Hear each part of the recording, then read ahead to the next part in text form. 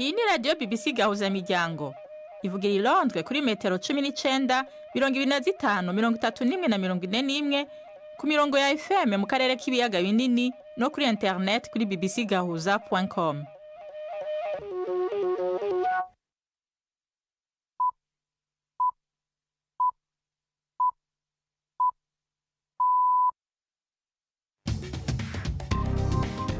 Ubu ni saa 10 n'igice ku isaha mpuzamakungu ya GMT, isaha 12 n'igice mu Rwanda no mu Burundi. Muri kumwe na Nina Iradukunda.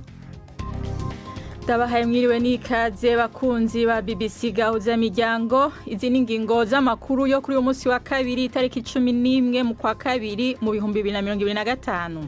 Intambara zikomeye zasubiye kubuka mu seruko bwa Kongo inyuma yo guhagarara imisi ibiri. Muri iri joro ryakeye abantu baharugwa muri za mirongo bishwe n'abagwanyi b'umuhari wa Codeco bateye mu ntara ya Ituri haturirwa n'amazu. Kazoza kagaza karaza kuganirwa mu nama ya Donald Trump n'umwami Abdullah wa Jordania iza kuba kuri uno munsi mu biro by'umukuru w'igihugu ca Amerika White House. Inama nkuru y'igihugu y'abafite ubumuga mu Rwanda iherutse gusohora igitabo c'inkoranyamagambo y'ururimi rw'amarenga. Ico gitabo kimeze gute?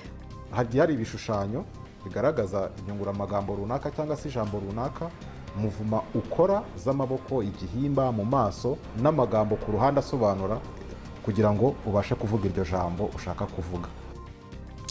Tubafitiye n'igikino c'urunana y'amakuru ahagarariwe na Prudence Ngiyumva.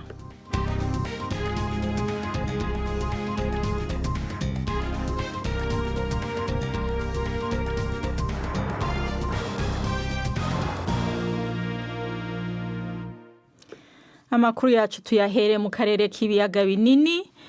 Intambara ikomeye yasubiye kubuka mu seruko bwa Kongo inyuma yo guhagarara imisi ibiri. Inama y'abakuru b'ibihugu byo mu karere yabaye kwa gatandatu yasabye abagwanyi bashigikiwe n'u Rwanda guhagarika ingwano. Ni inkuru ya Sasha Schlichter mwumva mu ijwi rya Prime ku magenge. Agahengwe kamaze amasaha 48 gusa kahungabanijwe mu mutwenzi igihe abagwanyi ba M23 bashigikiwe n'ingabo z'u Rwanda batera ibirindiro vya leta hafi ya Ihusi, ikigwati kiri mu nkengera z'ikiyaga ca Kivu ku birometero 70 mu buraruko bwa Bukavu, umurwa mukuru w'intara. M23 yaratewe intege n'ingene yigaruriye vyoroshe igisagara ca Goma mu ndwi zibiri ziheze. Agahengwe kaciye gatangazwa mu nyuma akaba atakuntu kari kubahirizwa. Ubu bariko basatira amajepfo bamanukanye inkengera z'ikiyaga. Uyu munsi mu gitondo abahaba bavuze ko bumvise urwamo rw'ibisasu bikomakomeye. U Rwanda rubandanya guhakana kuba hari uruhara rufise muri iyo ntambara.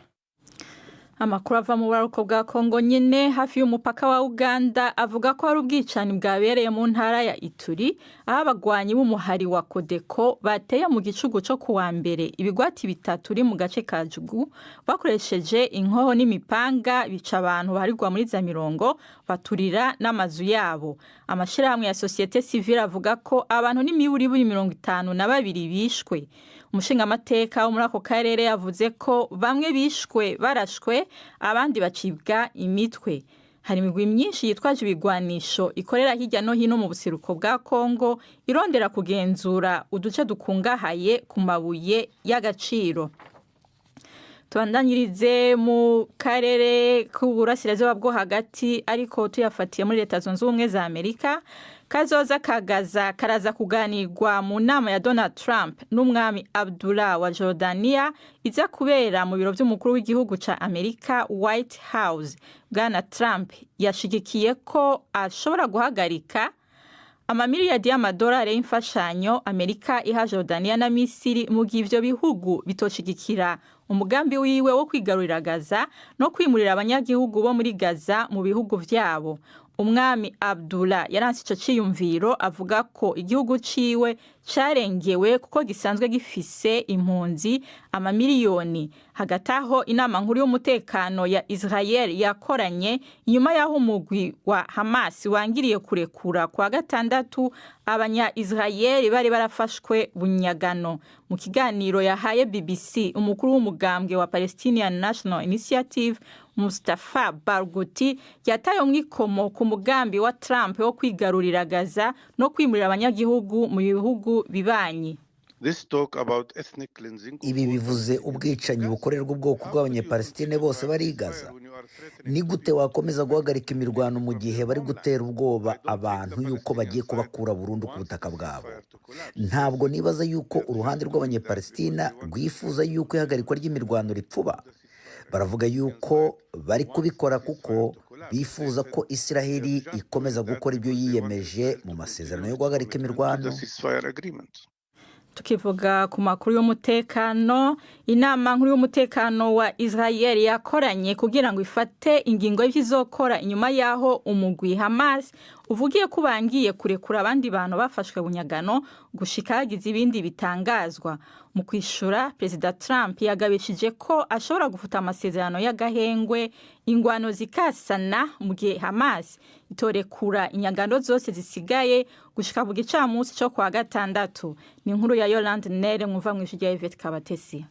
Minisitiri w'intebe wa Isirayeli yiyemeje gukora ataruhuka ngo azacyura abafashwe bugwate bagifungiye i Gaza, ariko imiryango yabo n'abayishigikiye bigaragambije uyu munsi baciwe intege n'amakuru aheruka nk'uko n'abanyagaza nabo barambiwe intambara. Hamas irashinja Isirayeli kwica amasezerano y'agahenge nko gufunga inzira inyuzwamo imfashanyo y'ingenzi nk'amahema. Isirayeli irabihakana.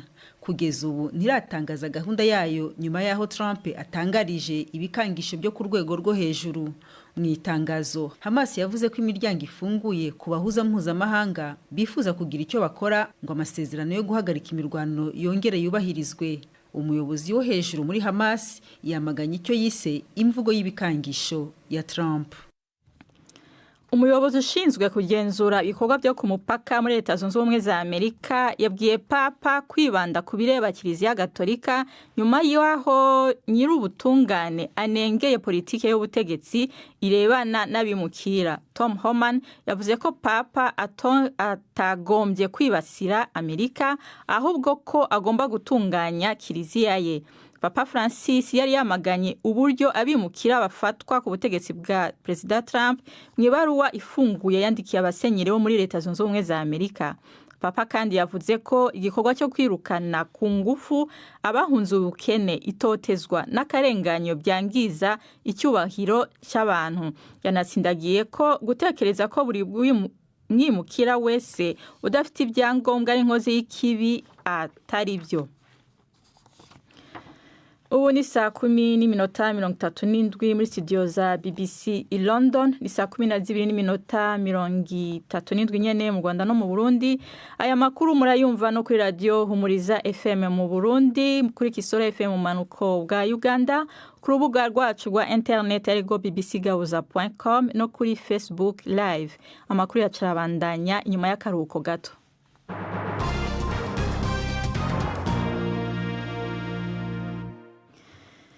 Tugaruke ku mugabane wa Buraya, Amerika n'Ubwongereza, ibihugu bibiri by'ibihangange ku bijanye n'ubwenge bukorano AI, mu Cyongereza artificial intelligence canke intelligence artificielle mu Gifaransa, ntivyashoboye gusinyana amasezerano mpuzamakungu mu gusozera inama ya mbere ya AI yabereye i Paris. Itangazo rya nyuma ryasezeranye kwiyemeza gukorera hamwe no kwiyubara ibidashira ikiremwa muntu mu kaga, ariko leta y'Ubwongereza ivuga ko itashoboye kwemeranya mu bice byose.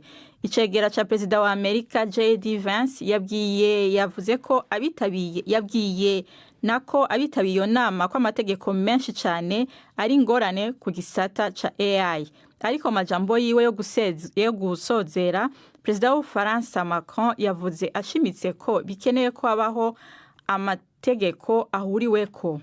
Nous avons besoin de ces règles pour que dukeneye aya mategeko, icyagamije no kugira ngo ikoranabuhanga ry'ubwenge bw'ubukorano ritera imbere, ariko ntabwo bikorwa kubera kuritinya cyangwa se kubera kubangamira agashya, ahubwo ni muri gahunda yo kureba imbere hazaza kugira ngo amahanga abashe gukorana hamwe. Twemera guhanga ibishya, tukemera iterambere n'ishoramari, kandi tunashaka kugira ikoranabuhanga ry'ubwenge bw'ubukorano twizeye kandi rizatuma amahanga yunga ubumwe. La communauté internationale. Imbere yo kuja mu runana tuje mu Rwanda, inama y'igihugu y'abafite ubumuga mu Rwanda iherutse gusohora igitabo cy'inkoranyamagambo y'ururimi rw'amarenga. Iki gitabo ngo kije gukemura bimwe mu bibazo byari mu mashuri yigisha abatumva ntibanavuge. Gusa menshi muri aya mashuri ngo ntarabona iki gitabo, ngo kandi hari naho byageze ariko ku mubare mutoya cyane. Inama y'igihugu y'abafite ubumuga ivuga ko icy'ingenzi cyari ugutunganya iki gitabo, kugitubura byo bikaba arakazi katazagorana cyane. Ni inkuru tubasubiriramo yakozwe na Jean Claude Mwambutsa. Iyi nkoranyamagambo y'ururimi rw'amarenga ni igitabo kigizwe n'amagambo cyangwa ibimenyetso biyagaragaza bigera ku bihumbi 2,000. Aime Frederic Rangira ni impuguke mu burezi bwihariye bw'abatumva ntibanabone, ndetse akaba yaranagize uruhare mu gutunganya inkoranyamagambo. Hagiye hari ibishushanyo bigaragaza inyunguramagambo runaka cyangwa se ijambo runaka, muvuma ukora z'amaboko, igihimba, mu maso n'amagambo ku ruhande asobanura, kugira ngo ubashe kuvuga iryo jambo ushaka kuvuga. Izafasha yaba umuntu ufite umwanya wo kutumva no kutavuga, utazi amarenga neza, izafasha natwe muri rusange twebwe tubasha kuvuga, tubashe gusabana no kuganira na bagenzi bacu bafite ubumuga bwo kutumva no kutavuga. Ikigo cyigisha abatumva batanavuga cya Ngoma mu karere ka Huye kimaze imyaka 52 cyigisha abafite ubu bumuga. Cyashinzwe n'abihaye Imana b'abafurere bo mu muryango wa Mutagatifu Gabriel. Cyabaye mu bya mbere byagize amahirwe yo kubona iki gitabo.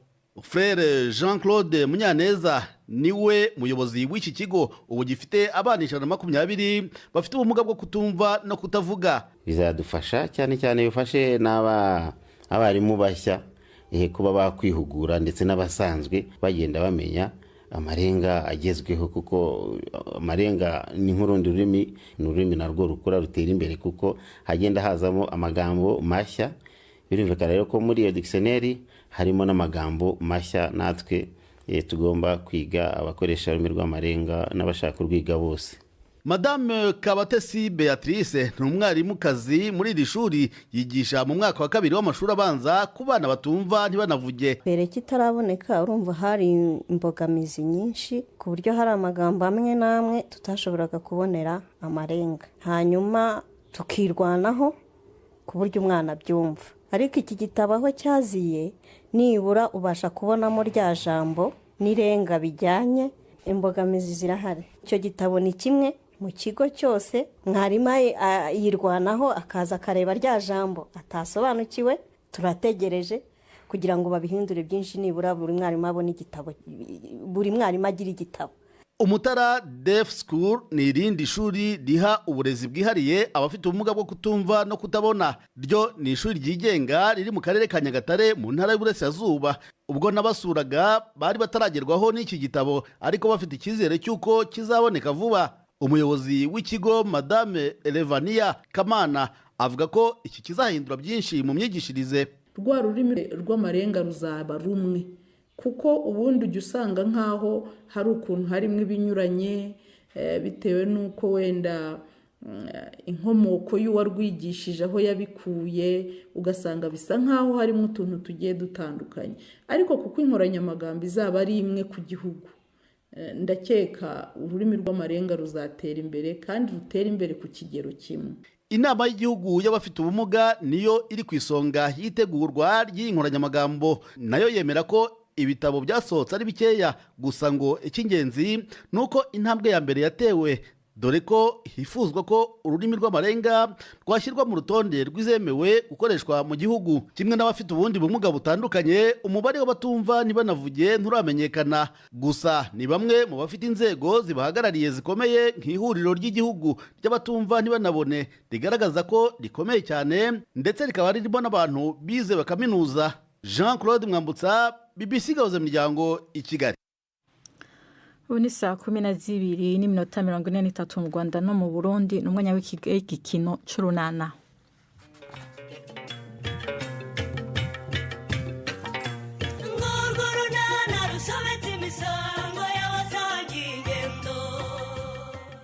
Obama aribaza byinshi ku mibereho ye nyuma yo kugira impanuka yamuciye intoki. Hagati aho duherukanye se huye na Chris bwa mbere nyuma y'ibyababayeho. Babyifashemo bate? N'urunana.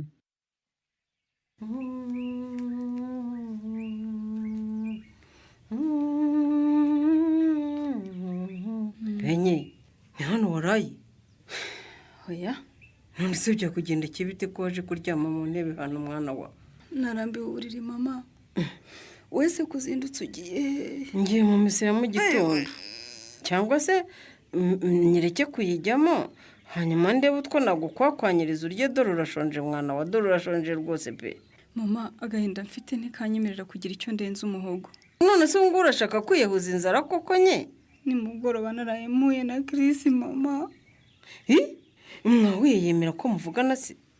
yemera ko muganira nye? urebye yabishakaga ariko twembi ntitwabashije kuvuga. ngo yambonye ahagarika imodoka ye ayishyira ku ruhande arambwira ngo ninjire mu modoka nicare tuvugane.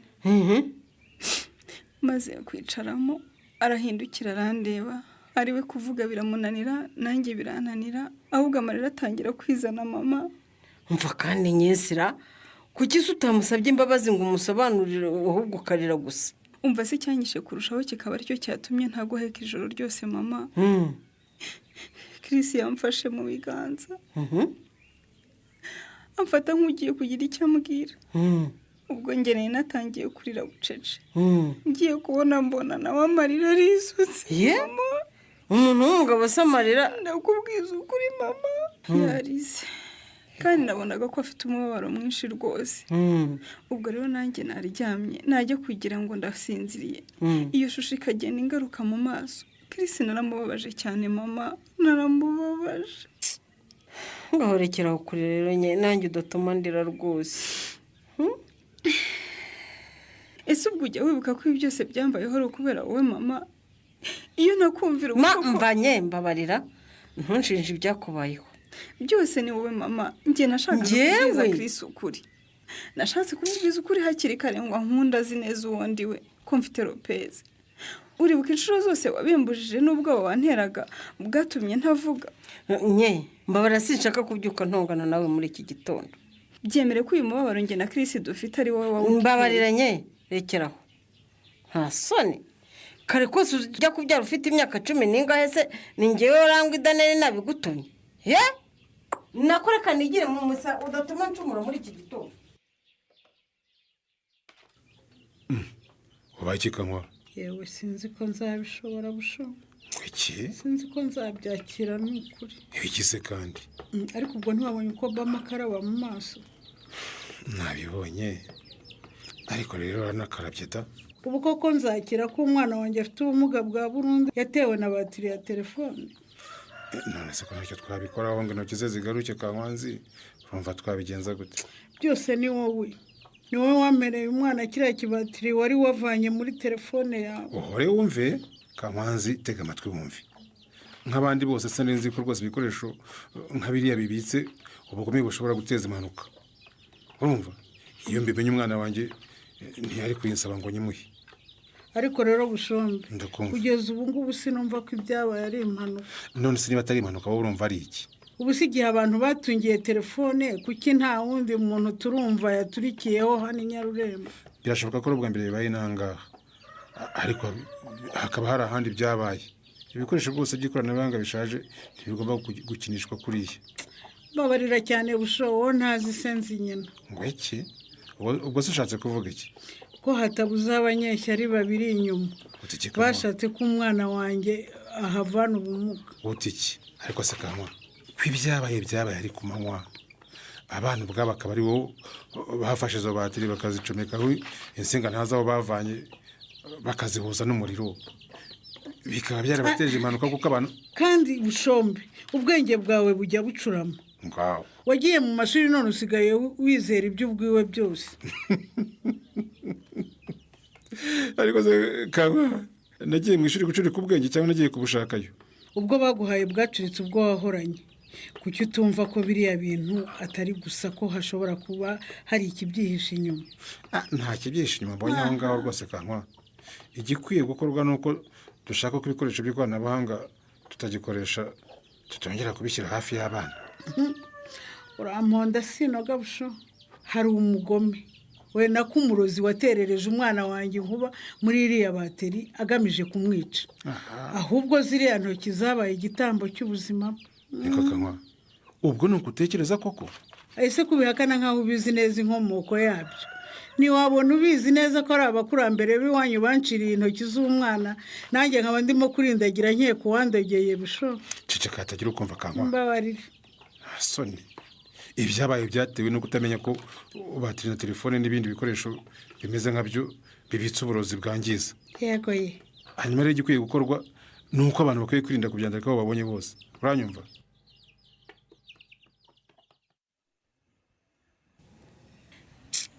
burya ngo umubyeyi yacumura yicaye koko mbwira ngo uteze amatwi mubyeyi uyu munsi nongeye kwibuka ibibazo ngewe n'umukobwa wanjye nyinshi twanyuzemo ndabizi rwose rangwi nibyo koko ubukwe bwo kumusaba bwarapfuye twese biratubabaza ariko umwana wanjye kuko nyabazo atinyuke nshinja ibyamubayeho ye nyinshi ubwo yaratinyutse aravuga ngo ni ngewe wamwiciye ubukwe ashobora kuba atarakomeje rangwi akaba yabivugishijwe n'uko ababaye yarambabaje cyane nyirabazo atuma ntekereza cyane naravuze ntuye umukobwa kuko ubu aranshinja kumwicira ubukwe arumva ari ngewe wanze kwambikwa ikamba nk'abandi babyeyi koko uzi ko nawe nkumva namuvomera ku gahera sigaho rangwa ayiwe ibyo bintu niba waranabitekereze bisibe ndagusabye nta soni koko gutekereza kwivumira umwana ntibibaho nyirabazo ndakumva nyinshi ndamukunda cyane sinabikora pe gusa yarambabaje rwose ariko sibura byagenze biterangwe mu by'ukuri abatuye hano twese twarababaye turi mu rujijo pe ubukwe bw'umukobwa wawe bwahagaritswe n'iki njye bireke nyirabazo ahubwo tugende rangwe ko turi inshuti ukaba ntacyo usanzwe umpisha wambwiye koko ubu koko igihe tumaze turi inshuti uracyafata nka rubanda uzi ko nibona nka mukuru wawe ni ukuri nyine impamvu nanjye ngiye kukubwira nuko nanjye nibona nka murumuna wawe nuko rero uwo musore yafashwe n'ibiki urumva nyine uriya musore yakunze umukobwa wanjye umukobwa nawe aramukunda ubwo rero ibyo abasore n'inkumi bakundana baganiriye byinshi ariko muri ibyo byinshi baganiriye nyinshi nigeze amubwira ko yabyaye ubwo ni rupesi warikoze mwana ararengana nyine ubwo niwe wabikoze ajya kubwira umusore witegura kumusaba ko yabyaye habura umunsi umwe ngo bamusabe ngiye impamvu umusore yahise ahagarika ubukwe rwose yewe we mbega umwana w'umukobwa ngo arimene inda we yaba yivugiye iki koko iminsi mike yari isigaye ngo butahe kuki atakomeje kubika iryo banga mana yanjye wowe usanga bumve wamuwe ko bumva nabi kubi wa mubyeyi we yewe ntiyongeye kukurenganya rero nako kukubeshyera niwe yiciye ubukwe si wowe wabwishe ahaha njya abazungu nawe rwose uramenye ibyo nkubwiye ni ibanga rikomeye ntirizagucike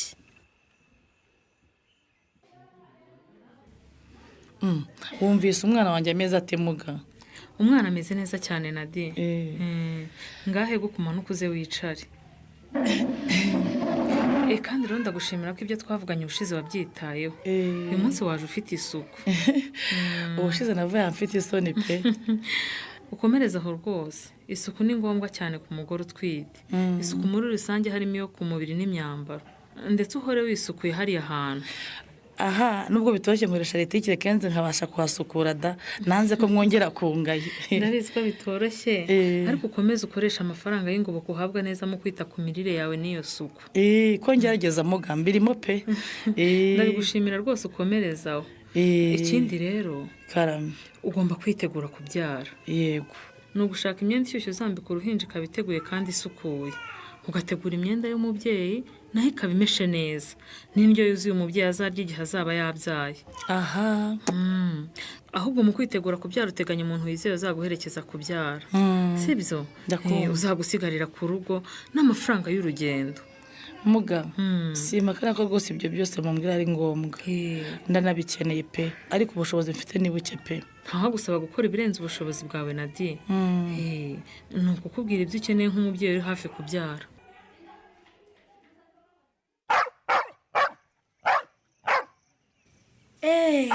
mbega ibyo ugira amahane uzi ko ukikangata we ubundi se kuki uyu munsi yagize amahane menshi we? nuko ibonye niyo nkuru kandi itari imuzi. twebwe siratuzi. Ndutira amuzi kuko duturanye kandi akaba akunze kuza hano. Wowe wari uri inyuma ntiyari yakubonye. Erega mwanjutse munkira imbere. Siko yarindiye neza we. Sha murakoze kuza kunsura. Hanyuma se warumerewe utesha Oba? Ndaho niyo nko. Sha Oba, Imana yarandokoye pe. Kuntu twari turi kumwe nkasohoka gato najya kumva nkumva ngo po. Nanjye rega umushinga twari twawutangiranye. Ariko se uwo mushinga wanyu wari wo gukora iki? Wari umushinga wo gukora amatelefone niyo nko. Abana bari biyemeye ngo bagiye gukora telefone da. Ngo babaye abatekinisiye bakora telefone. Yego sha, twashakishije batiri za telefone zishaje, tujya kwa Patrick duhiga insinga. Tugenda duhuza ngo twabaye abinjiniyeri. Ariko nabonaga bishoboka nuko ari ibyago byabayeho. Bishoboka byaye ko nta kindi nahiga uretse gucika intoki zanjye ngasigarana ubumuga nzahamana ubuzima bwanjye bwose. Nibyo koko bufite ubumuga, ariko ntibizakuraho gukomeza inzozi za Oba. Kugira ubumuga ntibikubuza kuba uriwe cyangwa kuzaba umuntu ukomeye. Nyuma y'ibyo byose byakubayeho ubuzima burakomeza amana. Mba nibaza ukuntu nzagaruka mu ishuri. Ubu se kuko murabona nzafata ikaramu nkabishobora nsigaranye intoki 3 gusa.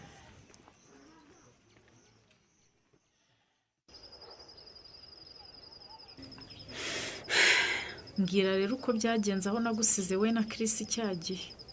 Nategereje nyine kumpamagara ngo umbwire icyo mwavuganye ndaheba.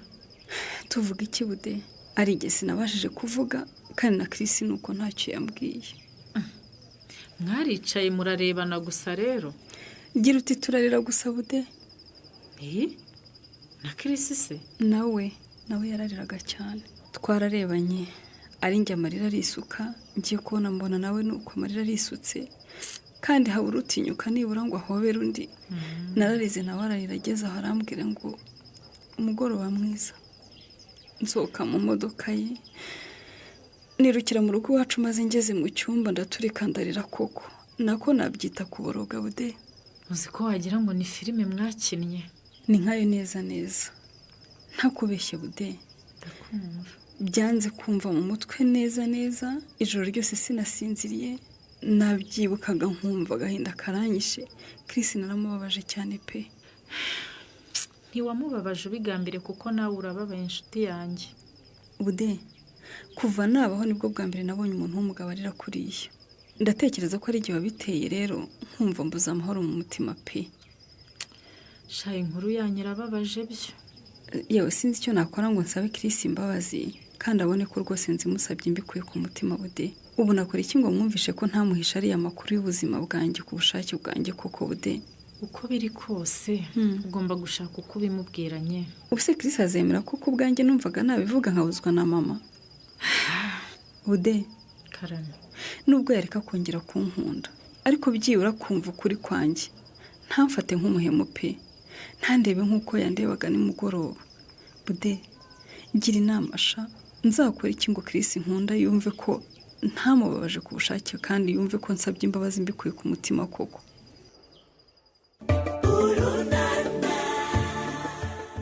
Budeze na Sara bashaka gufasha nyese kwikura muri iri hurizo.